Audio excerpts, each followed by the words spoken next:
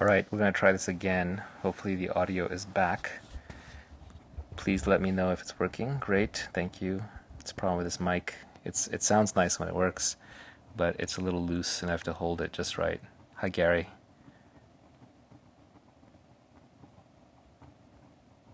Thank you. Welcome back. Hello, hello.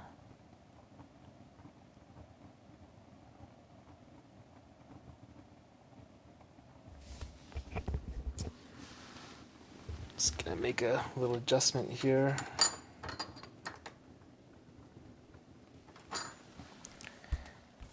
I guess people who were saying the audio wasn't working were actually correct. It seemed like a weird way to troll me.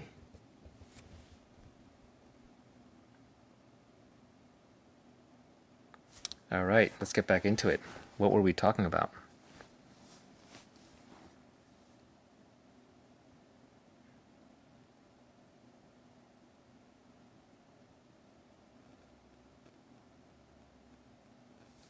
How do you overcome when a good person hurts you?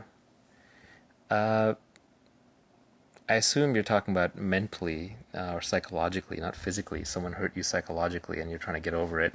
Well, nobody can really hurt you psychologically. You hurt yourself. You hurt yourself because you decided to get upset at some disappointment, some expectation in you was ruined. So you kind of just look at that expectation. You're like, uh, you know, one way to think about it might be to rephrase that rather than saying X hurt me or somebody hurt me. The better way to think about it might be, why did I hurt myself over how this person behaved? Um, it's essentially because you want something out of them. You have some expectation out of them, and that expectation is the problem. This goes back to it's good to be detached. If you want to be passionate or attached, pick one thing. Don't get attached to all kinds of random people and um, your expectations out of them. I'm not saying it's easy. I mean, this is a theory. Yeah, someone said this is Naval feeding his ego. That's correct. That's why I'm here. But why do we do anything?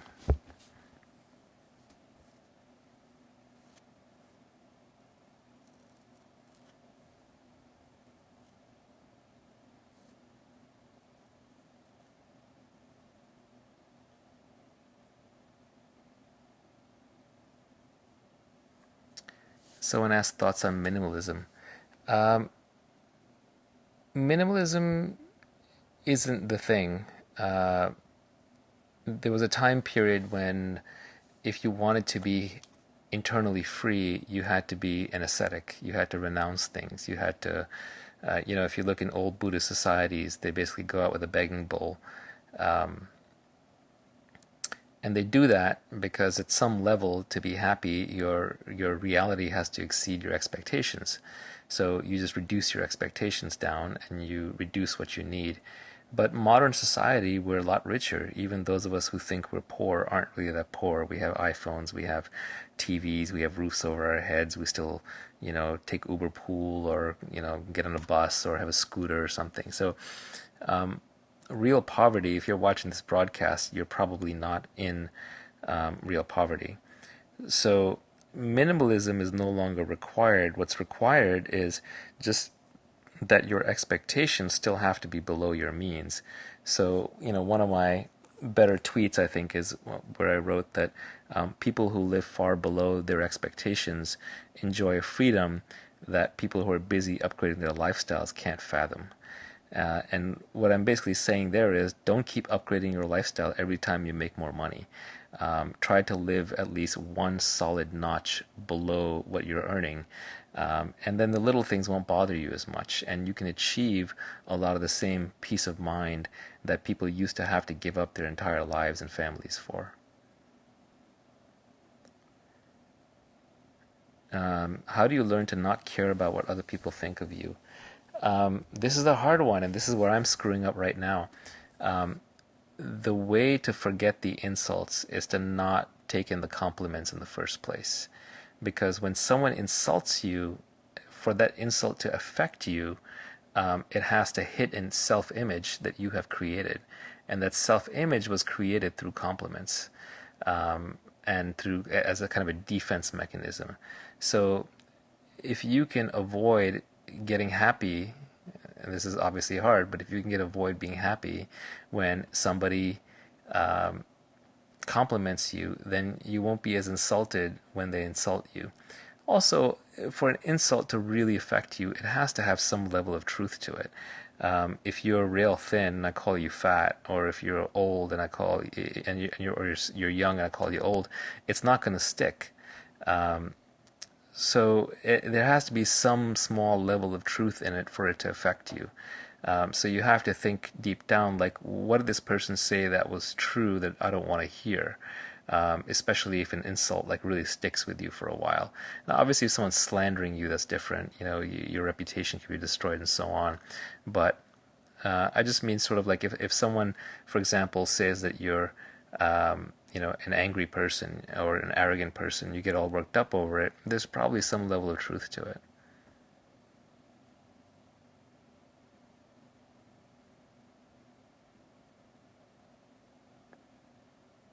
Techniques for preventing copying others' desires. Yeah, this goes back to we were talking about mimesis, which is a copying of other people's desires.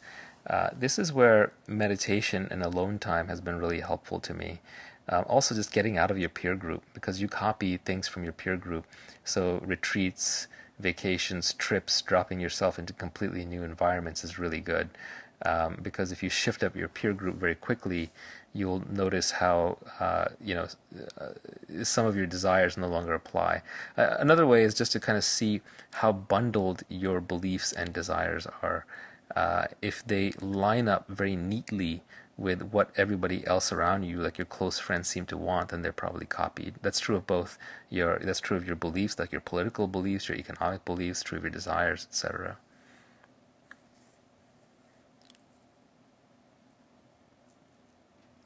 What qualities do you look for in people when establishing a friendship? I mean, friendships, you don't want to be too rational and analytical about them because we are talking about friendships, but I think integrity is a really big one. You want to be able to trust someone that you're investing a lot of your time into. And I think happiness is a big one. You don't want to be around unhappy people. They'll make you unhappy sooner or later, or you'll have to pull them up. And then for me, I like intellectually curious people because they stay perpetually interesting.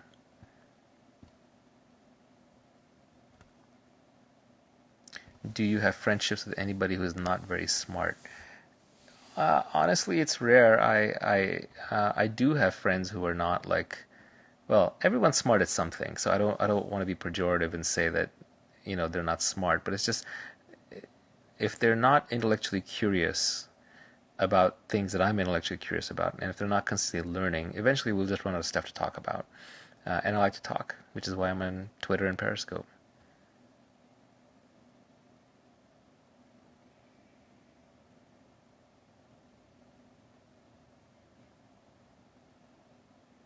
What's the best thing that happened to you in the last year? I picked up a serious meditation practice. That was about 3.5, 4 months ago, and that is the best thing that has happened to me in quite a while, or that I've done. I don't know if I would say it happened to me.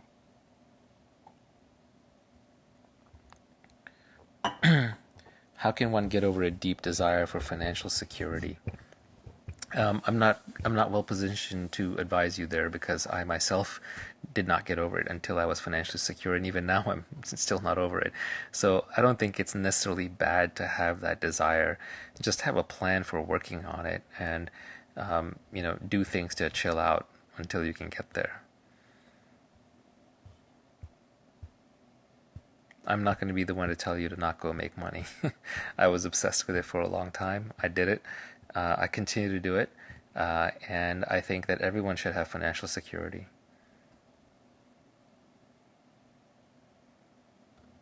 When do you think you will retire? That's a good question because I am already retired. And to me, retirement just means not doing things you don't want to do. So the only things that I have to do that I don't want to do are basically taxes and government related things. Other than that, I control my time. And I don't sacrifice today for an imagined tomorrow. And so if you can get into a job that you like, where you are tracked in your outputs rather than your inputs, you'll be able to control your time much better. And once you can control your time, you can allocate your time such that you're not wasting it, and you can live most of your days, not 100%, but most of your days as to what you want to do, and then you're essentially retired.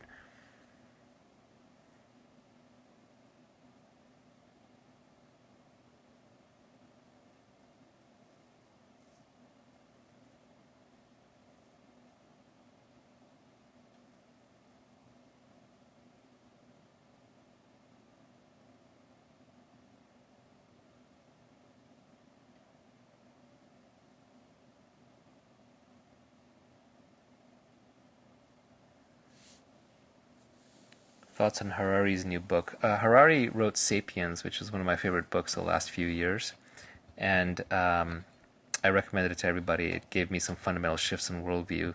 And then he's written two books subsequently, which unfortunately are not as good. I still think he's a very intelligent person, but he's suffering from the same issue that I'm suffering from right now, which is once you spend your entire life coming up with a set of insights that are important to you, and then you say them once, and you've said them, and then the world wants you to come up with equally good insights, but now instead of doing it over 30 or 40 years, you have to do it in 1 or 2 years. And if you actually succumb to that desire, you'll start churning out a lot of crap. Pardon my French. So an example is the Matrix trilogy, right? The Wachowski brothers, now sisters, made this incredible movie. And they probably spent a decade thinking about it. It was probably something they even played about or fantasized about in their childhood. And then within 2 years, they had to crank out two more movies, and they just weren't very good. So it's a sequel problem. The money is in sequels, but the quality is not in sequels. It's very rare to have somebody who can follow up and do something great. And if you look at artists, for example, like Madonna or U2 or Paul Simon, who have made comebacks and had multiple hit albums, usually they'll reinvent themselves in the process. They'll have to go back down to the beginning and start over before they create their next piece. And very often the fans from the previous album won't be fans of the new album. So it's you basically have to give up and go back to beginner's mind. And I'm actually kind of in that situation right now where even though I'm still very interested in crypto, I feel like it's gone more mainstream. So I got to find my next act.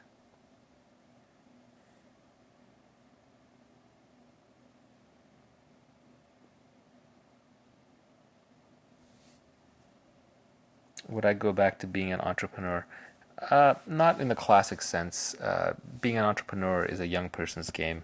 It's like playing football or boxing. It takes a lot out of you. Also, I don't think I'm a very good entrepreneur.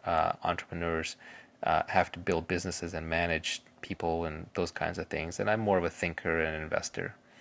I wish I was a better entrepreneur.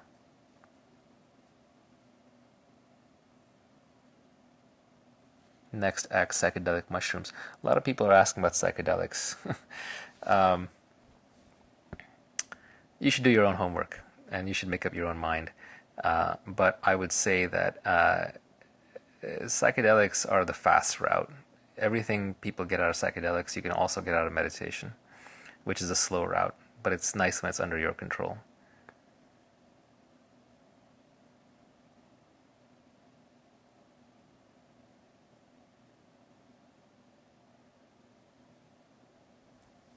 The main thing I did after making money was I seized control of more of my time.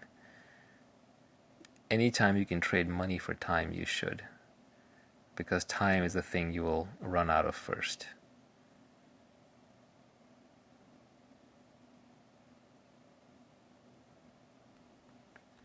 How do you meditate? I mentioned this before, but I'll repeat it and I'll try to be more succinct. Succinct. 1 hour a day, every morning. Get comfortable, back straight, but you can lean against something a little bit, lower back. Close your eyes and just accept whatever happens, and just commit to doing an hour a day for 60 days. See how it goes. Keep your expectations low. Is Silicon Valley falling behind? No, Silicon Valley still has a massive network effect, but boy, they're the local government and people are definitely taking advantage of it. People in Silicon Valley are testing how strong the network effect here is actually is.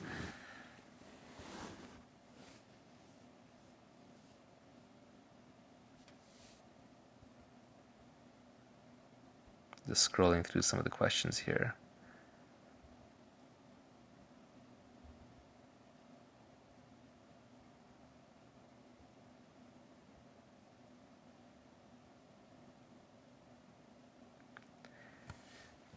Transcendental meditation.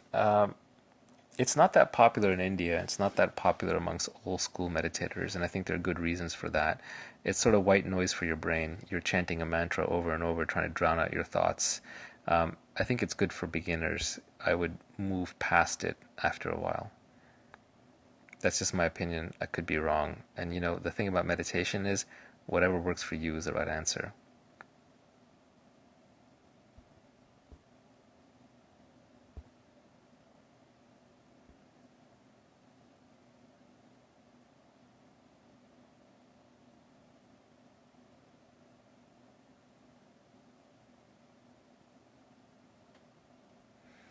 What could be the next black swan event, in your opinion? Uh, Nobody knows what the next black swan is. That's why they call black swans, right? That said, the obvious candidates to me are this giant money printing experiment that's been going on globally for since 2008.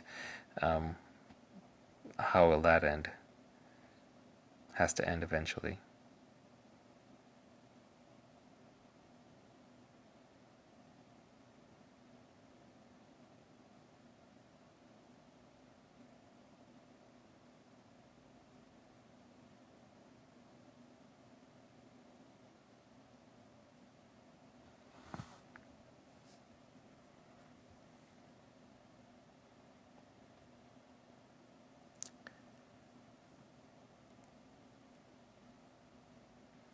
How do you secure yourself in a financial black swan?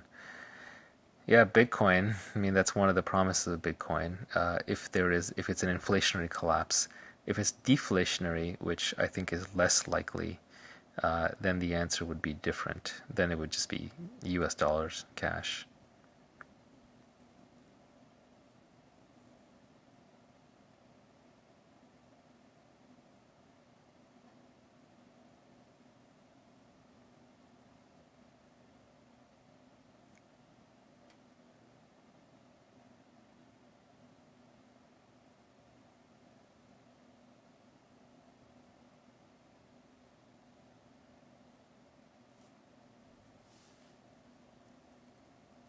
Were you always good at public speaking?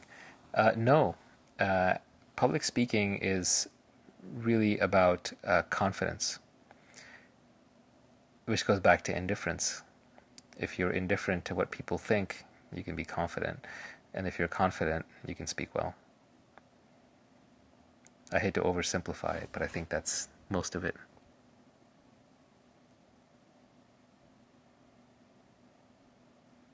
What do you think about Principles by Ray Dalio? There's some great ideas in there, but boy, I would just hate to work at that place. It sounds really tiring.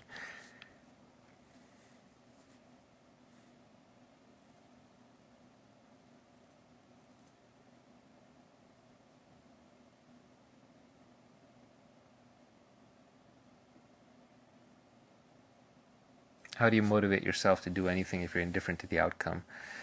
You have to do something. Where do birds fly? You're not going to just sit there like a vegetable.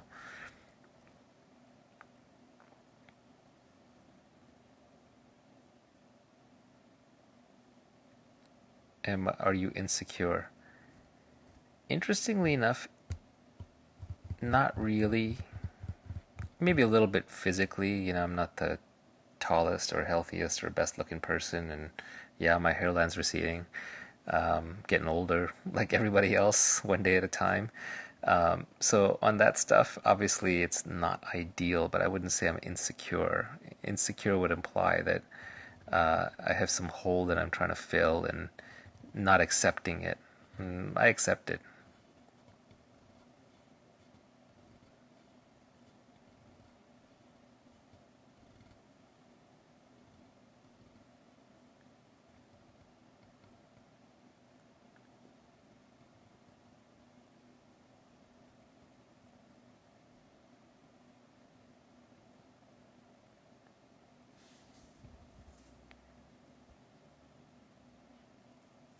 People keep asking about global warming. I hate wandering into political issues.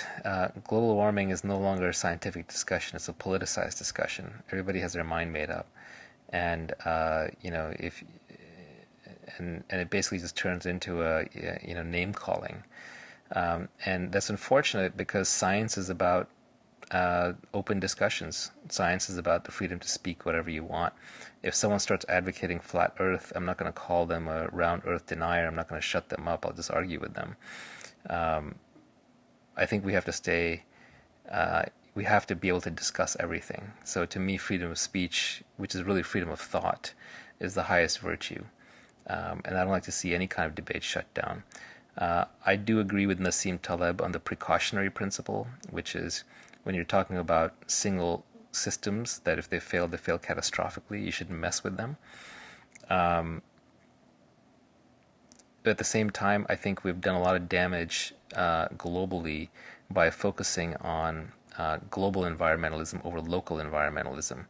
When you go and talk to people in India or China who are on the poverty line and you start telling them about, well, you guys are producing too much carbon, um, you know, it's not conducive to their helping you out.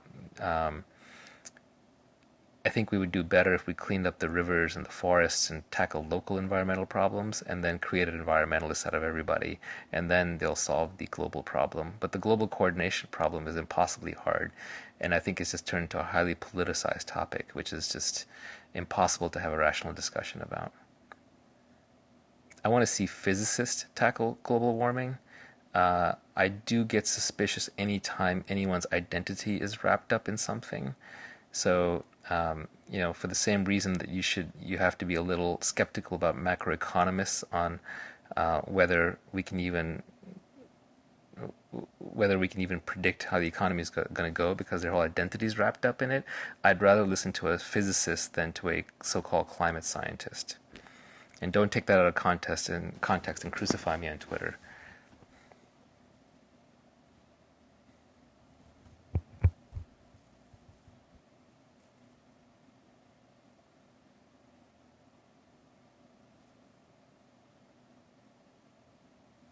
What is the future of identity, digital identity specifically? It's a good question. Physical privacy is almost dead.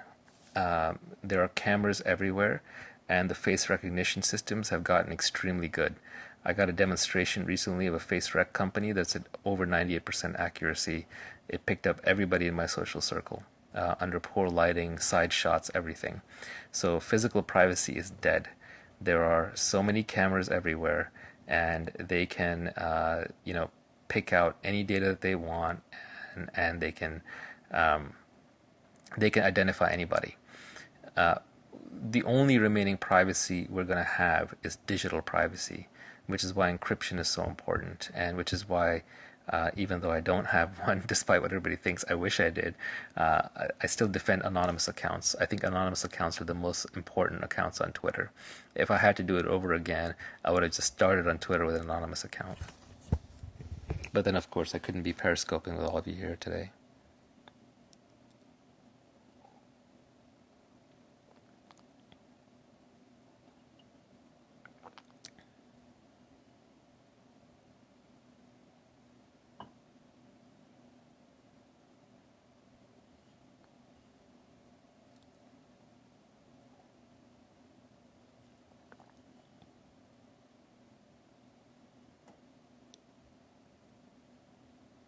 Thoughts on Skin in the Game? I think it's an amazing book. Everybody should read it. I've read it twice now.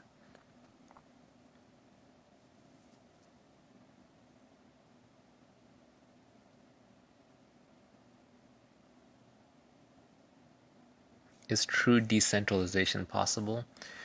I think so. I think it's a battle, though. People always try to centralize, and people will try to decentralize. It'll be like a back and forth. Um, Blockchains are the best answer we've seen for decentralization in a long time.